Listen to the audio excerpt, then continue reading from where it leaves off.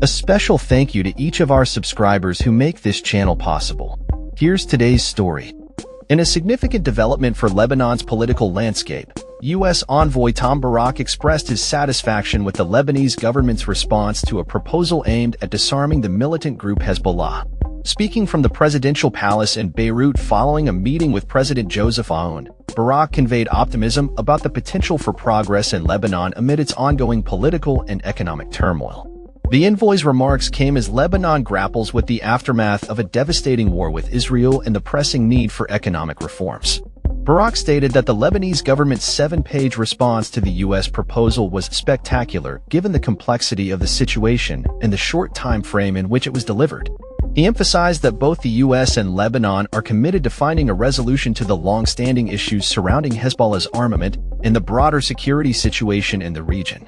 The U.S. proposal, presented last month, seeks not only to disarm Hezbollah but also to initiate economic reforms that could help Lebanon recover from its severe economic crisis, which is rooted in decades of corruption and mismanagement by its political elite. The envoy drew parallels between Lebanon's situation and the recent changes in Syria, suggesting that Lebanon could benefit from a similar transformation following the fall of Syrian President Bashar Assad. Barrack's comments come amid heightened tensions in the region, particularly following a ceasefire agreement reached in November after a series of violent confrontations between Hezbollah and Israeli forces. The U.S. has expressed its willingness to assist Lebanon in navigating these challenges, with Barrack stating, "If you don't want change, it's no problem." He highlighted the urgency for Lebanon to embrace change, warning that the region is moving forward rapidly while Lebanon risks being left behind.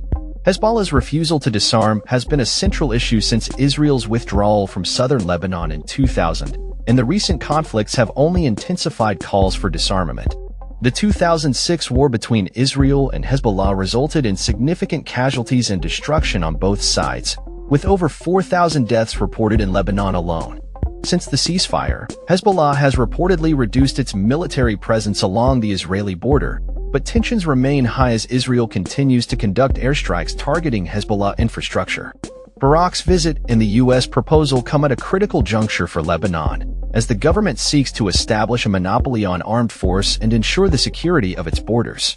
President Aoun reiterated the commitment to increasing the number of Lebanese troops along the border, emphasizing that only Lebanese soldiers and UN peacekeepers should be armed. As negotiations continue, both Barrack and Aoun have underscored the importance of dialogue and cooperation in achieving lasting peace and stability in the region. The path forward remains fraught with challenges, but the recent discussions signal a potential shift towards a more collaborative approach to addressing Lebanon's security and economic issues.